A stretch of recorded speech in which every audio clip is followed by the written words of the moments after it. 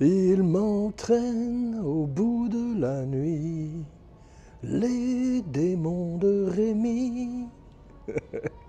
Bonjour et bienvenue dans Kino Solo, Kinopod tout seul. Et aujourd'hui, en direct de Bangkok, une petite surprise de fin d'année. En cette période de fête, je voulais vous donner un dernier petit bonus dans Kino Solo avant de fermer boutique pour 2024, une année où on a fait un podcast par semaine. Donc pour vous, avec Romain Lenoff et tous les Cinébuddies, on vous souhaite de très belles fêtes et une très belle heureuse année 2025 qui se prépare pleine de surprises comme vous l'allez voir. Donc n'oubliez pas de liker, de partager, de commenter, de follower, de vous abonner partout où vous écoutez le podcast. Vous connaissez la chanson maintenant, donc faites tourner et comme ça le podcast qui augmente grâce à vous de jour en jour pourra exister toujours et encore et continuer pardon, à vous raconter des belles histoires sur le cinéma. Mais donc aujourd'hui, qu'est-ce que c'est que cette surprise? Qu'est-ce que c'est que ce petit bonus de fin d'année que je vous ai réservé? Eh bien, c'est tout simplement une expérience personnelle sur un film sur lequel j'ai travaillé. Te l'ai-je dit, Jeff? J'ai travaillé donc assistant à la mise en scène, stagiaire mise en scène, comme on dit dans le métier, sur un film du nom de Army of Darkness, l'Armée des Ténèbres, qui est donc le troisième Evil Dead de ce nom. Mais donc, avant toute chose, n'oubliez pas, comme d'habitude, de partager, de liker, de follower, de commenter et de vous abonner, en particulier sur la chaîne YouTube sur laquelle vous êtes en ce moment.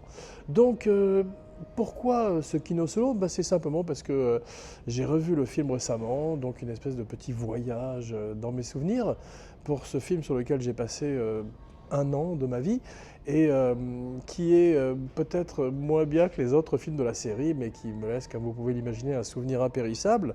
Donc on va parler un petit peu de ces souvenirs personnels, et puis parler également du film, qui est donc le troisième film, les troisièmes aventures de Ash, le héros interprété par Bruce Campbell, un monsieur adorable dans la vie. Je suis content.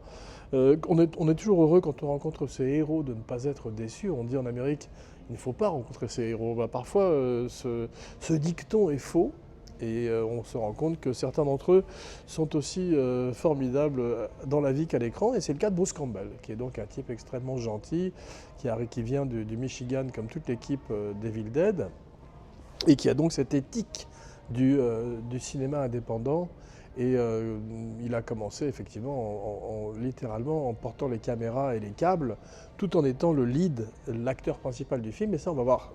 Donc, on va remonter aux origines ensemble, on va faire une espèce de survol de la série rapide. Alors, au départ, des amis à l'école, des fous de cinéma, c'est l'équivalent des Steven Spielberg, mais du côté de Michigan, donc dans le Minnesota, ces endroits qui sont particulièrement froids en hiver, comme on a vu dans Fargo, des frères Cohen, qui sont des amis de Sam Raimi, qui ont grandi dans le même coin. Ils ont même été colocataires à Los Angeles avec Kathy Bates et Frances McDormand, qui finirait par épouser un des frères Cohen. Mais donc, ça, c'est une histoire pour un autre jour. Toujours est-il que donc Sam Raimi et ses amis sont fans des Trois Stooges, qui est donc une espèce de bande de comiques dans les années 50 en Amérique, qui ont pas moins bien marché en France. Nous, on est plus Marx Brothers ou Laurel et Hardy. Les Américains sont très Trois Stooges, qui est une version un peu plus punk de Laurel et Hardy, où trois types n'arrêtent pas de se martyriser en s'enfonçant les doigts dans les yeux et en faisant des bruits de cartoons, donc des cartoons vivants. Et ça marque beaucoup le petit Sam Raimi, comme les cartoons d'ailleurs qu'il voit à la télévision. Il grandit en regardant des films et en faisant des films en 8 mm à la manière d'un J.J. Abrams ou, comme je disais, d'un Steven Spielberg.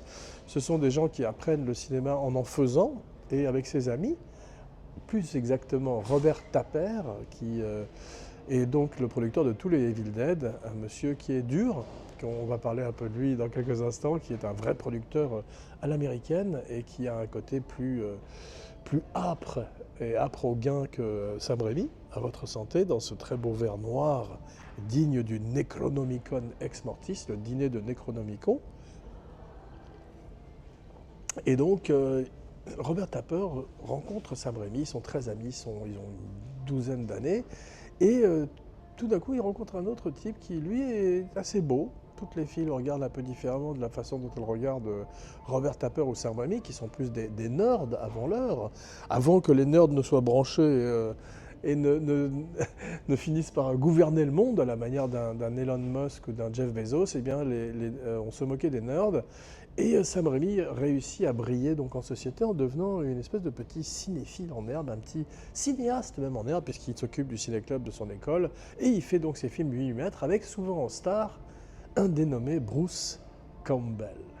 Alors Bruce Campbell est très beau, comme je disais. Bruce Campbell a la particularité, alors on va parler maintenant un peu de Bruce Campbell, parce que c'est une carrière intéressante, parce qu'il est un petit peu passé à côté d'une notoriété énorme, et ça n'a jamais été un Kurt Russell ou un Ryan Reynolds. Je cite exprès deux acteurs qui sont à la fois beaux et qui ont également la vis comica, à la manière d'un Bruce Campbell, qui eux n'a jamais réussi à casser cette image de série B et à entrer tout d'un coup dans une autre ligue.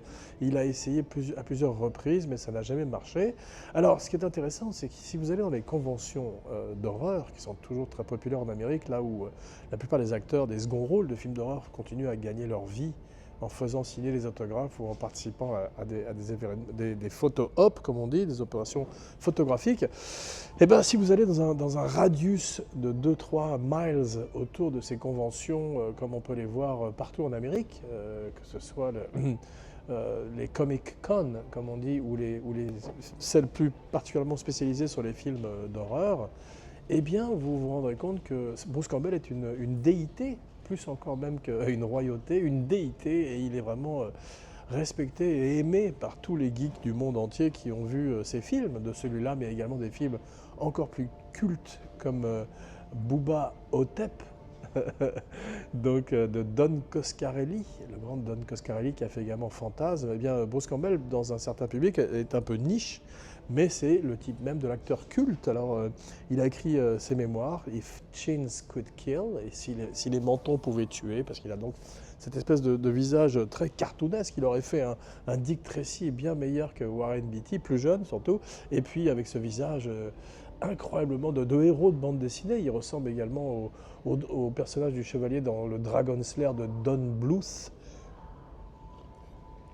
Et on voit qu'il aurait pu jouer toutes sortes de héros de bande dessinée en particulier, ou de super-héros, mais il n'a jamais eu cette opportunité. Il a toujours eu des caméos dans les films de son ami Sam Raimi, avec lequel il a été ami et avec lequel il est encore ami aujourd'hui. Mais il n'a jamais eu véritablement son véhicule qui a fait que tout d'un coup c'est devenu une star mainstream, pardon pour mon anglais, une star plus grand public on va dire, et un petit peu moins culte, un peu moins film culte. Mais donc ces amis-là finissent par faire plein de petits films en Super 8 et finissent également par faire un prototype d'Evil Dead qui s'appelle Within the Woods. Alors, pardon encore pour l'anglais, mais ça n'a pas été traduit en français, ça veut dire dans les bois, et c'est donc le prototype du film de cabine où les teenagers partent pour un week-end soit de fête, soit de repos, et se retrouvent finalement exposés à des démons monstrueux. Ce sont les ancêtres des Deadites, du Necronomicon Ex Mortis, et donc de cette force maléfique qui hante les bois du Michigan, mais qui peuvent être également tous les bois des États-Unis ou du monde entier. Ce nord, ce Pacifique Nord qu'on retrouve dans Twin Peaks ou dans Blair Witch Project, et qui sont ces forêts qui rappellent celles des contes de fées de Brocéliande à celles de l'ogre ou des petits poussés. Mais effectivement, tout ça permet d'avoir une ambiance onirique, étrange, surréaliste, parfaite pour un film d'horreur, donc qui nous rappelle également Hansel et Gretel ou le grand méchant loup, tous ces personnages monstrueux qui ont marqué également le petit Sam Raimi. Alors on parlait des Trois Stooges parce que ce qu'il aime bien, Sam Raimi, c'est torturer son acteur principal, Bruce Campbell.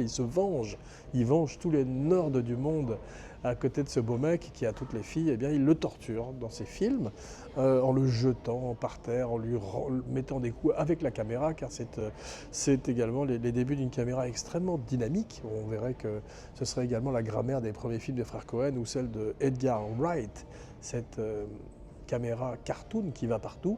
Alors il n'a pas les moyens d'avoir une Steadicam, une Panaglide ou tous ces gadgets qu'ont les metteurs en scène plus chevronnés, mais il arrive avec l'ingénuité d'un Raoul Coutard et d'un Godard à faire des travelling, non pas dans des chaises roulantes, mais cette fois-ci sur des planches en bois qui traînent avec ses amis pour simuler donc ce point de vue de la force qui est extraordinaire et qui préfigure également certains jeux vidéo et donc qui rappelle l'esthétique cartoonesque et folle des Looney Tunes ou des Tex Avery, mais cette fois-ci appliquée au film d'horreur.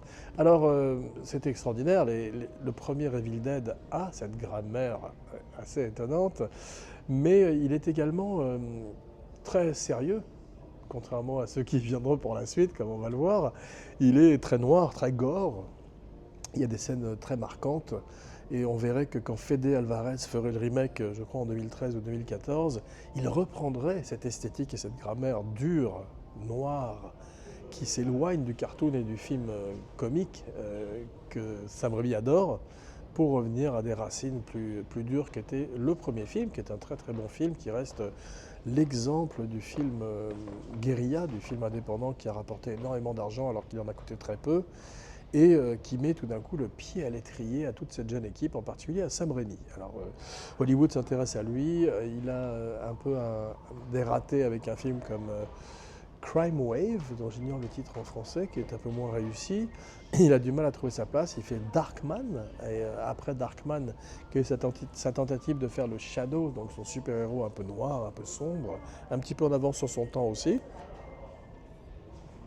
Et bien tout d'un coup, il a la possibilité de faire Evil Dead 2 pour Dino De Laurentiis. Alors là, il a les moyens qu'il a eu, qu'il n'a pas eu sur le premier, il les a tout d'un coup, et il peut s'amuser beaucoup plus. Il a ce train électrique dont parlait Orson Welles est décuplé tout d'un coup, et il peut faire tous les effets spéciaux qu'il voulait. Alors c'est pas non plus encore le gros budget hollywoodien, ça viendra avec les Spider-Man, dont on ne parlera pas aujourd'hui, sinon l'émission va être trop longue.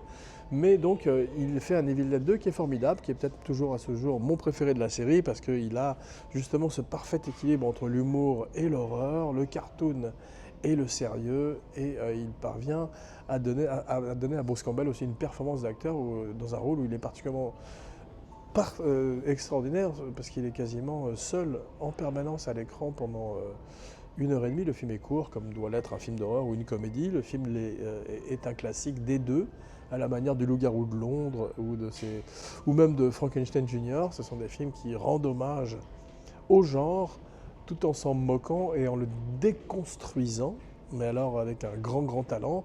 Sam Raimi est à l'aise, mais il a une idée, c'est de faire un film dans un genre différent pour chacun de ses films. Alors le premier, c'est l'horreur pure et dure. Le deuxième partait un peu plus vers la comédie et le film d'action. Et le troisième, tout d'un coup, devient un film médiéval, un film d'aventure qui flirte de plus en plus avec la comédie et avec les autres amours du jeune Sam Raimi, qui étaient les films de Ray Harryhausen, comme Jason et les Argonautes. Il reprendrait d'ailleurs les squelettes pour son armée des ténèbres.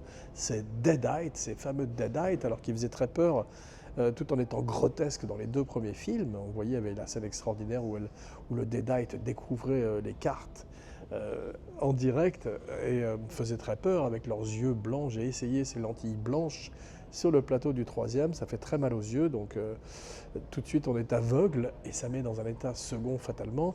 Et les acteurs étaient tous formidables dans ces personnages de Deadite, ces démons venus de l'enfer pour tenter et pour se moquer des humains et les torturer psychologiquement et physiquement. Donc le troisième film, j'ai un ami qui tout d'un coup connaît un exécutif qui travaille à Universal Studios. La maison de Frankenstein, la maison de Dracula, la maison de la momie, qui abrite tous les monstres d'Hollywood. Et donc, il prend contact avec cet exécutif, un coup dans l'eau comme ça, extraordinaire, une bouteille à la mer, et lui dit qu'il y a ce petit Français qui est un extraordinaire fanatique des films d'Evil Dead et qui donnerait tout pour travailler un jour dans n'importe quel poste sur un des films de Sam Raimi. Une opportunité s'ouvre donc pour être stagiaire mise en scène sur Evil Dead 3. Je m'en empare immédiatement et paraît-il effectivement que Sam Raimi et son équipe disent « Ah, qu'est-ce que c'est que ce petit Français qui arrive, on va lui faire ramasser le crottin des chevaux au Moyen-Âge.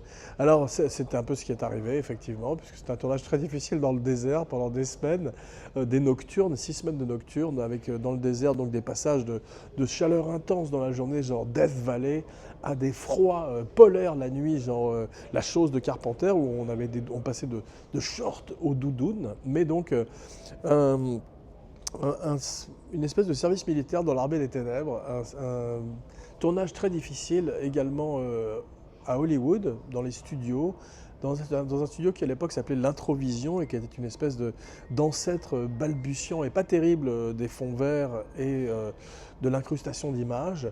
On voit d'ailleurs dans le film que les effets spéciaux sont un peu rudimentaires et donc on était enfermé dans ce studio pendant des semaines également sans voir la lumière du jour. Donc un tournage très difficile. Robert Tapper voulait faire des économies à tout prix. Le film coûte à peu près 15 millions de dollars. Il mériterait d'en avoir au moins le double ou le triple pour un film qui est à la fois un film de science-fiction, d'horreur et un film historique.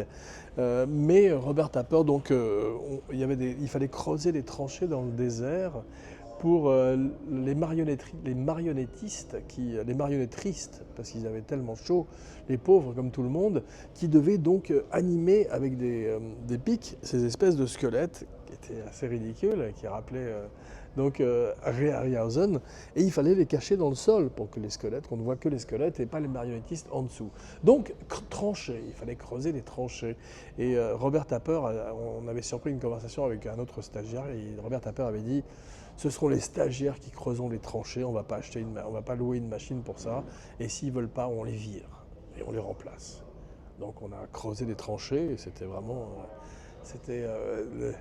les sentiers de la gloire tout d'un coup. C'était plus l'armée des ténèbres, mais bon, tout ça ce sont des bons souvenirs à l'arrivée pour un film, et surtout un Sam Raimi très sympathique, extrêmement humble, extrêmement proche de son équipe, qui faisait des plaisanteries avec tout le monde, toujours heureux d'être sur un plateau, toujours en costume cravate.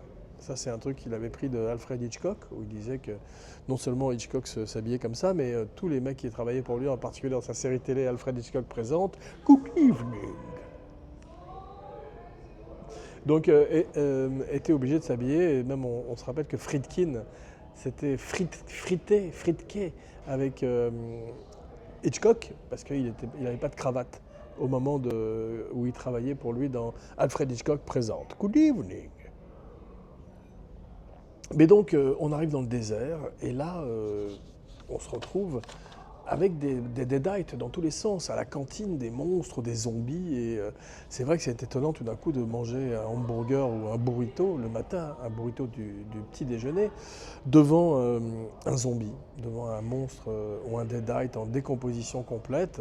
Et je me rappelle à minuit, un jour, j'étais à côté de Bruce Campbell avec un talkie-walkie parce qu'il fallait toujours quelqu'un en permanence avec l'acteur. Il était maquillé en Evil Ash, qui était ce maquillage insensé où il avait la moitié de la mâchoire arrachée, qui était très complexe et qui demandait qu'il soit assis pendant des heures dans la salle. Et il était comme ça, très patient, donc il ne pouvait pas boire, il devait boire avec une paille, il ne pouvait pas manger, il ne pouvait pas aller aux toilettes, c'est très compliqué.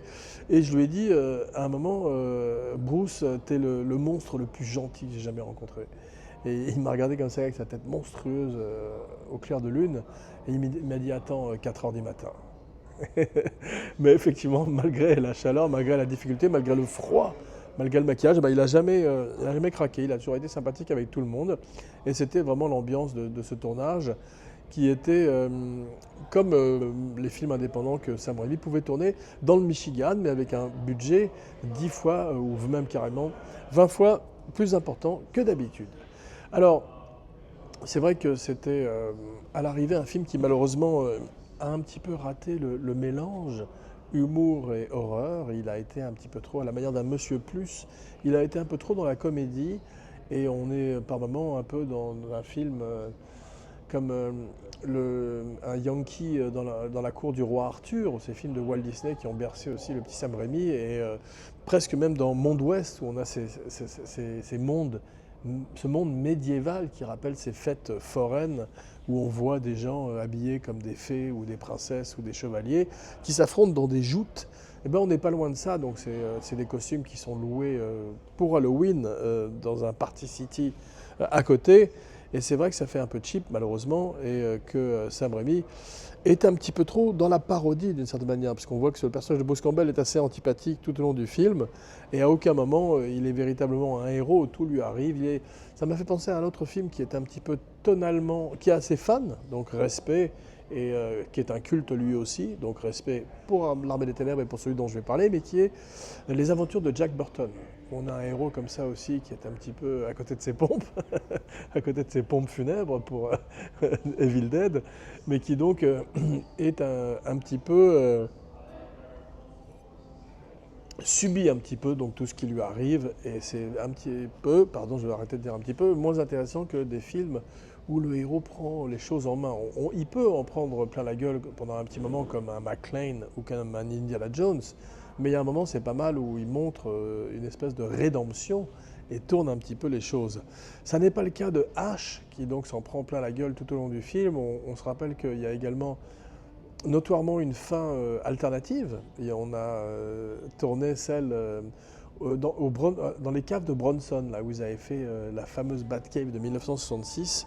Eh bien, à Los Angeles, ont été tournées beaucoup des scènes médiévales, et en particulier cette scène à la fin où tout d'un coup Bruce Campbell part dans le futur, en boit un peu trop de la potion, de l'élixir, Klaatu, Barada, Kino, comme en référence au jour où la Terre s'arrêta, l'extraordinaire jour où la Terre s'arrêta avec Gort. Et donc il se transporte dans le futur, dans un futur dystopien, dystopique, et ça va très mal pour Bruce et pour Ash, et on n'aura jamais ces aventures-là, puisqu'effectivement avec Fede Alvarez, le film a pris de nouveau, les reboots ont pris une tournure beaucoup plus sombre. Il y en a eu un nouveau depuis qui s'appelait, je crois, Evil Dead Rise, que j'ai plutôt bien aimé, qui cette fois-ci transpose l'aventure de la forêt à la ville, et l'univers urbain est plutôt intéressant pour de nouvelles aventures.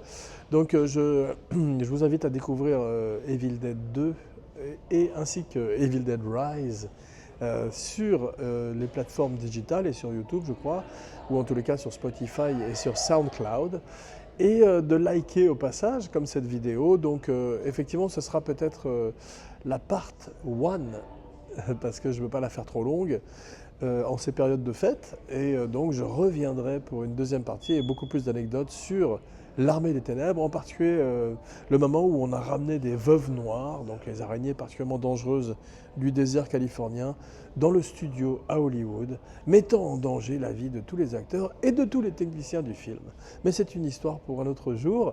Merci d'avoir suivi Kinopod tout au long de cette année.